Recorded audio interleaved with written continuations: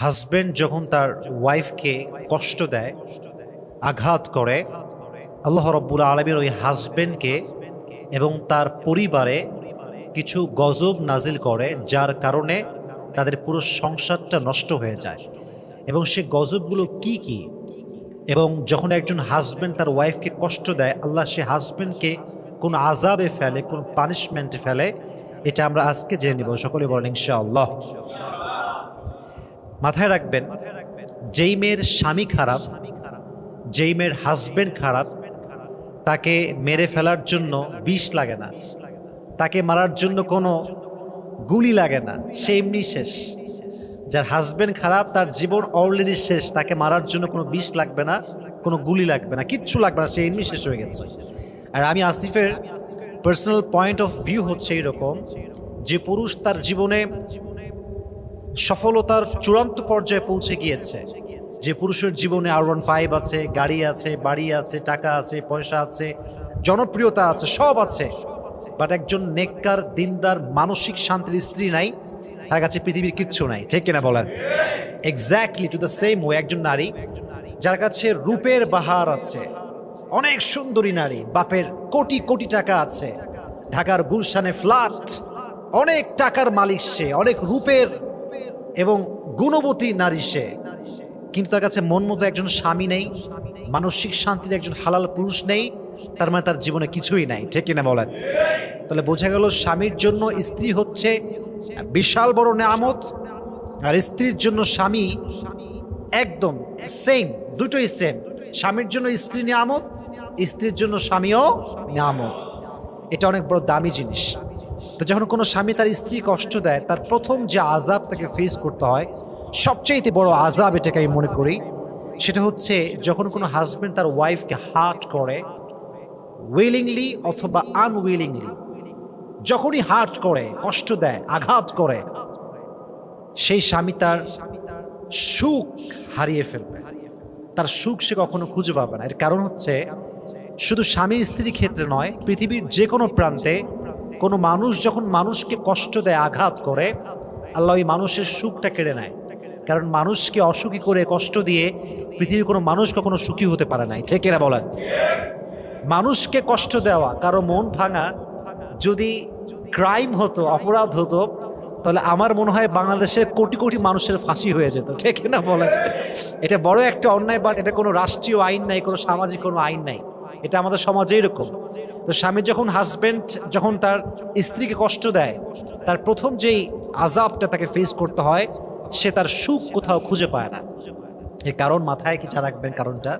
এর কারণ, সবচেয়ে বড় কারণটা হচ্ছে, মাজলুমের দোয়া আল্লাহ কখনো ফিরিয়ে দেয় না। মাজলুমের বদদোয়া করার জন্য, আমি বারবার বলি, বদদোয়ার জন্য আমাকে হাত তুলে দোয়া করতে হবে না যে আল্লাহ অমুককে ধ্বংস করে দাও, অমুকের সেই করে দাও, শেষ করে দাও।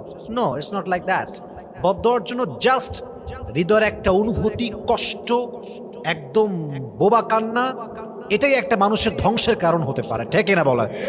তাহলে এক নাম্বারটা হচ্ছে, সে তার জীবনের সুখ হারিয়ে ফেলবে। আর কারো সুখ নষ্ট করে কেউ কখনো সুখী হতে পারে?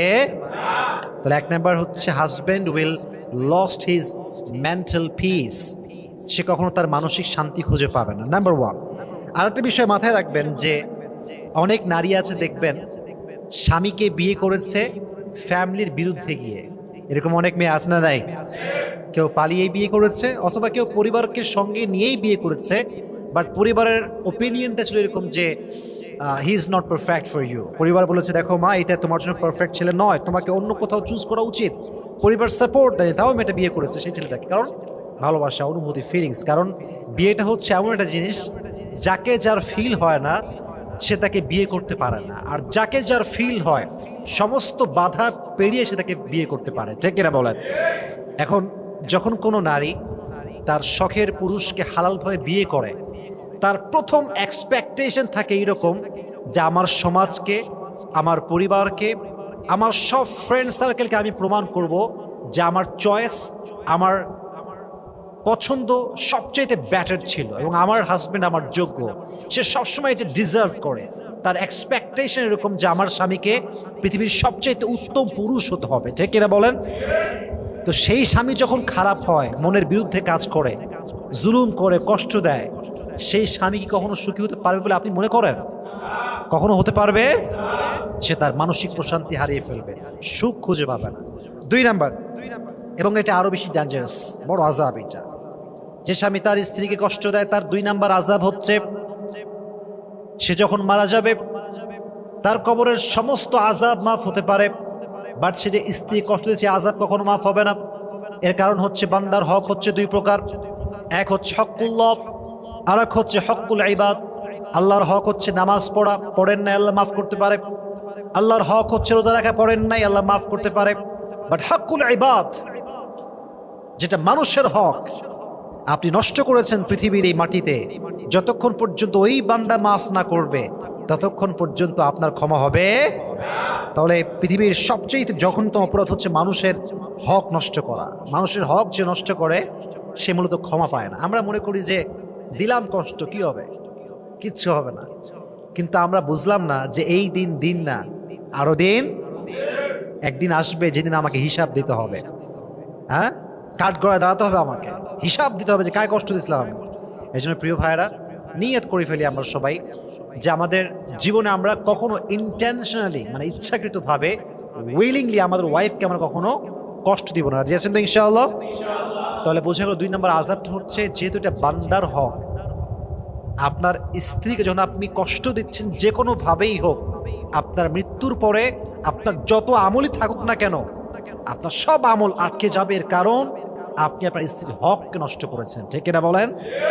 এটা আপনি করবেন না। হাদিসে এসেছে, বান্দার হক যখন বান্দা নষ্ট করে, কিয়ামতের দিন আল্লাহ তাআলা তার সব আমল দেখবে, মাশাআল্লাহ, you are really able to go to the paradise, you are really able to enter in the paradise, তোমার তো সব ঠিকঠাক আছে, বাট তুমি না বউরে কষ্ট দিয়েছিলে, তুমি না অমুক ভাইকে কষ্ট দিয়েছিলে, তার হক নষ্ট করেছিলে, stop, you cannot enter in the paradise, হবে না তোমার জান্নাত আজকে, তুমি মানুষের হক নষ্ট করেছো। এই জন্য আজ থেকে নিয়ত করলাম যে জীবনে বউ বলে কথা না, পৃথিবীর কাউকে আমরা উইলিংলি বা ইন্টেনশনালি, ইচ্ছা করে কাউকে কখনো আমরা কষ্ট দিব না, ইনশাআল্লাহ। জোরে জোরে বলেন ইনশাআল্লাহ। 3 নাম্বার, যে স্বামী তার স্ত্রী কষ্ট দেয়, এটা পৃথিবীর অনেক বড় একটা লস, দুনিয়ার অনেক বড় একটা লস। সেটা কি জানেন? রিজিকে বরকত থাকে না, রিজিকে কোনো বরকত সে খুঁজে পায় না। এর কারণ হচ্ছে, আমি আগেই বলেছি, ভূমিকায় একটা কথা বলেছিলাম, স্বামীর জন্য তার জীবনের সবচাইতে উত্তম উপহার হচ্ছে স্ত্রী। বলেন কি? এবার হাদিস শোনা। নবীজি বলেছে, ইদা কুনতা ফি নি'মাতিন, যখন তোমরা কোনো নিয়ামতে থাকো, নিয়ামতের মূল্যায়ন করো। এর কারণ ফাইন্না যুনুব তাজিলুন নি'আম, যখন বান্দা অবাধ্য হয়, আল্লাহর হুকুমের বাহিরে কাজ করে, তখন নিয়ামতটা কেড়ে নেয় একজন। আওয়াজ দিয়ে বলেন, তিনি কে? Your wife is your নিয়ামত, your wife is a blessing for you, আপনার ওয়াইফটা আপনার জন্য বড় নিয়ামত। তা আপনি যখন নিয়ামতের মূল্যায়ন করছেন না, এটা একটা ধকল আপনার বইতে হবে। সেটা কি?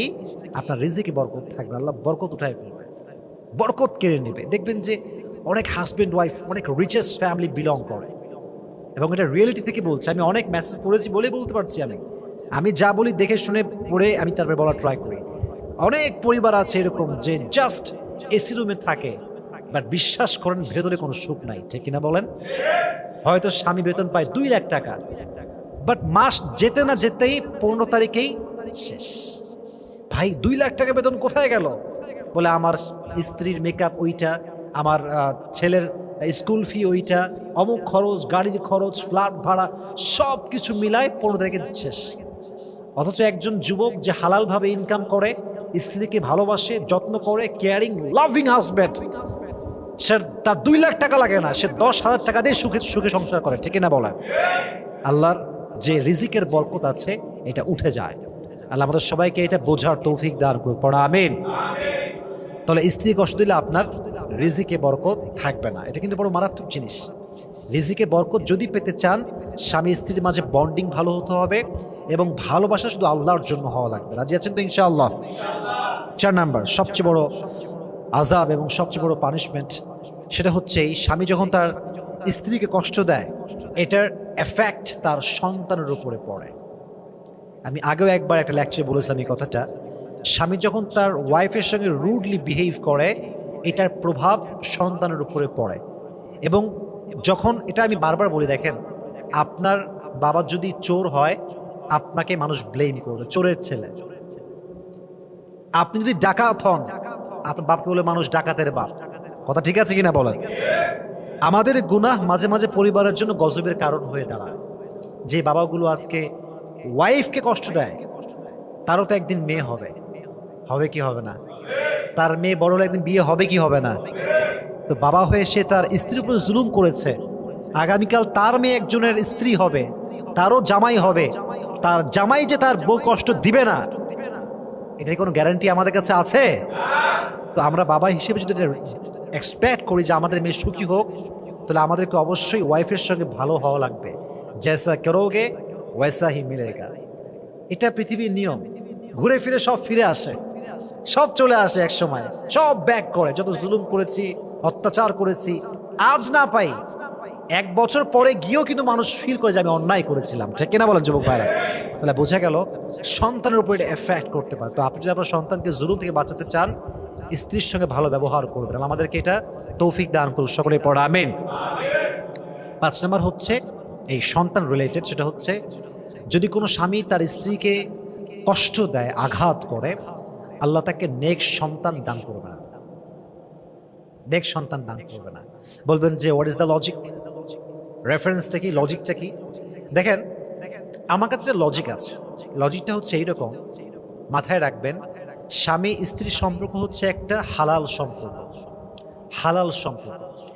একজন স্ত্রী যখন তার স্বামীর থেকে মেন্টালি টর্চার হয়ে পাগল হয়ে যায়, কষ্টে তার জীবনটা আধমরা হয়ে যায়, মাথায় রাখবেন, এটা আমি অ্যাকচুয়ালি বলতে শাই ফিল করছি, বাট বলতে হবে আমাকে, যেই রিলেশনের মাধ্যমে, ফিজিক্যাল রিলেশনের মাধ্যমে সন্তান আসে, এটা কিন্তু হালাল রিলেশন, এটাকে আল্লাহ বৈধ করেছেন। বাট যখন তার স্বামী কষ্ট দিতে দিতে দিতে তাকে মেন্টালি শেষ করে ফেলছে, তখন একজন স্ত্রীর ভেতরে যে ওই মনোমানসিকতা যে স্বামীর সঙ্গে সে একটা রিলেশন করবে, ফিজিক্যাল রিলেশন, ওইটা থাকে না। সে যা করে বাধ্য হয়ে করে। ফলে যখন সে জুলুমের শিকার, মাজলুম আসে, তার ভেতরে শান্তি নাই, স্বামী স্ত্রীর ভেতরে বন্ডিং নাই, সুন্নাহ নাই, আল্লাহর হুকুমের আদেশের পালন নাই। বলেন তো এই অবস্থায় সেই মেয়েটা যে সন্তান গর্ভে ধারণ করবে, সে কি কখনো নেক সন্তান হতে পারবে? উভয় পক্ষের সাপোর্ট লাগবে। স্বামী ভালো হতে হবে, দিনদার হতে হবে, মা দিনদার হতে হবে, স্বামী স্ত্রীর ভালোবাসা সুন্দর হতে হবে, বন্ডিং সুন্দর হতে হবে। স্বামী স্ত্রীর ফিজিক্যাল রিলেশন করছে, স্ত্রী ঠেকায় পড়ে করছে, যে কি করব, না করলে তো কিছু করার নাই, বাধ্য হয়ে করছে, এখানে আসলে নিয়ামতটা আসবে না, সুসন্তান আসবে না। সুসন্তান পেতে চাইলে দোয়া করতে হবে এবং স্বামী স্ত্রীকে ভালোবাসতে হবে, স্ত্রী তার স্বামীকে ভালোবাসতে হবে। ঠিক কিনা বলেন? এবং দোয়া পড়তে হবে। সকলে আমার সঙ্গে পড়েন, রব্বানা হাবলানা মিন আজওয়াজিনা ওয়া যুররিয়াতিনা কুররাতা আ'য়ুন। এই দোয়া যে বেশি বেশি পাঠ করবে, আল্লাহ তাকে নেক সন্তানও দান করবেন, নেক স্ত্রীও দান করবেন। সুবহানাল্লাহ পড়েন। আমরা জানলাম 5টা পানিশমেন্ট, 5টা আযাব নিয়ে। তবে মাথায় রাখতে হবে, শুধুমাত্র স্বামী যে কষ্ট দেয় ব্যাপারটা কিন্তু এইরকম না। কিছু কিছু স্ত্রী আছে, I am really sorry to say that, এরা দাজ্জালের চাইতেও খারাপ। ঠিক কিনা বলেন যুবক ভাই? মারাত্মক লেভেলের এরা। তবে এদের বিরুদ্ধে কথা বললে আবার সমস্যা, হুজুর নারী বিরোধী কথা বলে না, এইটা ব্যাপারটা আসলে এরকম না। আসলে পুরুষের একটা নির্যাতন আছে, আমরা নারী নির্যাতন নাম শুনছি, বাট পুরুষ নির্যাতন হয়, বাট এটা প্রাইভেট থেকে যায়, এটা গোপন থেকে যায়। আপনার বাড়িতে থাপ্পড় আপনারা মারছে, আপনি বলতে পারবেন আমাকে এসে? বললে তো আপনার ব্যক্তিত্ব নষ্ট হয়ে যায়, বলবেন না। তাহলে বোঝা গেল নারীর নির্যাতনটা প্রকাশিত হয়, বাট পুরুষ এই যে নির্যাতিত হয় এটা কখনো প্রকাশ পায় না। তো শুধুমাত্র স্বামীর ক্ষেত্রে বললেই হবে না, স্ত্রীর জন্য আযাব আছে না নাই? আল্লাহ প্রত্যেকটা স্বামীকে, প্রত্যেকটা স্ত্রীকে একে অপরকে মূল্যায়ন করার তৌফিক দান করুন। সকলেই পড়ে আমিন। তাহলে করে জানলাম 5টা। 1 নাম্বার বলেছিলাম, স্বামী তার মনের শান্তি খুঁজে পাবে না পৃথিবীর যেখানেই সেই যাক না কেন।